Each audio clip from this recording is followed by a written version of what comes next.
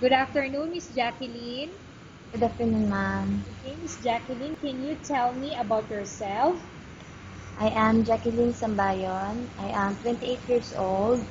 I live in Bacolod City. I was graduated in Masilingan Agro-Industrial High School. I am a single mom with 4 kids, ma'am. Okay, I have few questions for you to answer, so let's start. Why do you want to work as a maid? I want to work as a maid to support my family financially, ma'am. Okay, why you choose Malaysia when there is a lot of other country? I choose Malaysia because I heard it's a good country and people living there are nice people, ma'am. Okay, how are you qualified for this job? I am qualified because I'm a high school graduate now. Okay, so aside from being a high school graduate, what do you think are your qualifications? I am I'm hardworking and I learned I know about household chores, mom. Okay, may I know what is your education level is? I am a high school graduated, mom. Okay, what is your recent working experience? I work as a cashier waitress in Boracay, mom. Okay, have you worked abroad before? No, mom. Do you have experience of taking care of baby? Yes, mom. And whose baby you are taking care of? I taking care of my own children, mom.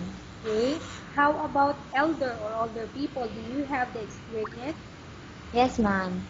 Okay, I also take care of my grandmother before she died, 82 years old, how ma'am. old?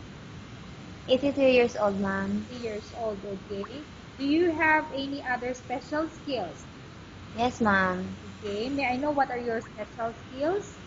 Cooking, cleaning the house, washing, ironing, ma'am. Okay, are you willing to learn new skills? Yes, ma'am. Are you willing to work with a family where the mother-in-law or any relatives stay together? Yes, ma'am. Currently, are you still working now? No, ma'am. Do you know how to cook? Yes, ma'am. What sort of food can you cook? Or oh yeah, what sort of food can you cook? Filipino dishes, Chinese, like noodles, Indian foods, like spicy foods, Okay, so you can cook Indian food also. yes, ma'am. Can you tell me what Indian food you know how to cook? Uh, like pork curry, beef curry, ma'am. Okay. How about Filipino food that you can cook? Sinigang, ma'am. Okay, sinigang. Yes, ma'am. Are you aware that you will have to do washing, cleaning, ironing, and cooking? Yes, ma'am. From all the house chores like cooking, cleaning, ironing, and washing, which do you like most? Washing, ma'am. Cleaning also, Okay, and if ironing. you were selected to work in Malaysia, who will take care of your kids? My parents, ma'am. Okay. You are not allowed to use handphone or cell phone during working hours. Yes, ma'am. You are only allowed to use handphone or cell phone after you finish all the works and when going to bed. Yes, ma'am. You are strictly needed to surrender the handphone to your employer in the morning and your employer will return back to you once you're going to bed. Yes, ma'am. If ever your employer finds out that you're abusing your handphone and it's affected your work performance, your employer will confiscate your handphone and you're not allowed to hold it anymore. Instead, your Yes, employer will allow you to call to your family 3 times in a month.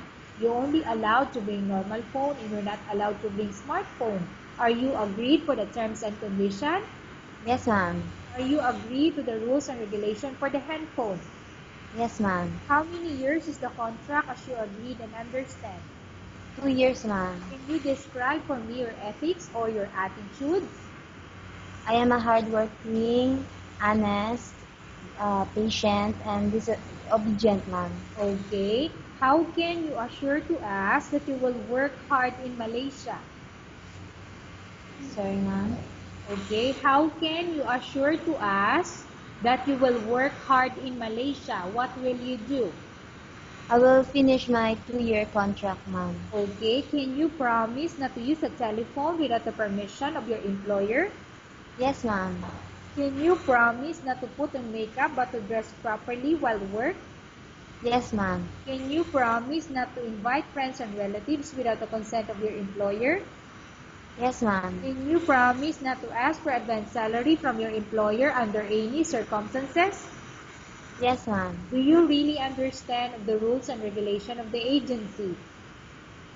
Yes, ma'am. Do you pay any placement fee for you to come to Malaysia to work as a maid? No, ma'am. Do you have any history of sickness, example breast cancer or any other illness? No, ma'am. Do you suffer from any skin diseases, allergy, or physical defect? No, ma'am. Have you suffered from any serious illness? No, ma'am. Do you smoke? No, ma'am. Do you have any tattoo in your body?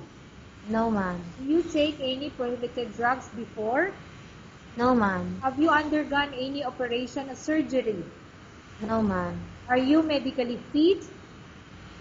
Yes, ma'am. Are you in any medication? No, ma'am. Are you allergic with any food? No, ma'am. Are you prepared to work for the employer of any race? Yes, ma'am. Are you prepared to eat the type of food taken or given by your employer? Yes, ma'am. Are you afraid of being left alone in the house? No, ma'am. Are you afraid of dogs or other pets? No, ma'am. Can you promise to work according to instruction from your employer? Yes, ma'am. Do you have any immediate family working in Malaysia? No, ma'am. Okay, Miss Jacqueline, we have finished our question section. Let's go to case study. I have a case study for you and I want you to answer me truthfully. Upon arrival in Malaysia within 6 months, if ever any of your family members pass away, what will you do? Will you continue to work till finish your contract or you will go back? I will continue to work to finish my contract. Instead of going home, I'll just send them money. Okay, tell us about yourself and why do you want to work in Malaysia as domestic helper? I'm Jacqueline Sambayon, and if you select me to work as a maid in Malaysia, I'll promise and you won't regret because I'm a hardworking and I will finish my 2-year contract and do my best. Okay, Miss Jacqueline, what do you want to tell to your employer who's watching your video? I, I'm Jacqueline Sambayon, and I am hardworking. I will do my best to work hard in Malaysia and I will finish my 2-year contract.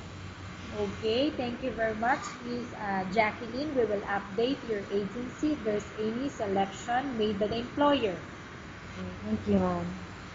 Okay,